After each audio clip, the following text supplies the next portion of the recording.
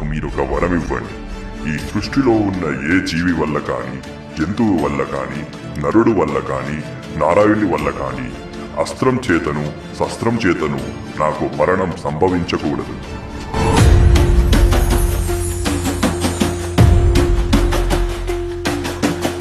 పంచభూతాలు అయిన గాలి, నీరు, నిప్పు, నింగి, నేల నా ప్రయత్నాలని ఆపకూడదు.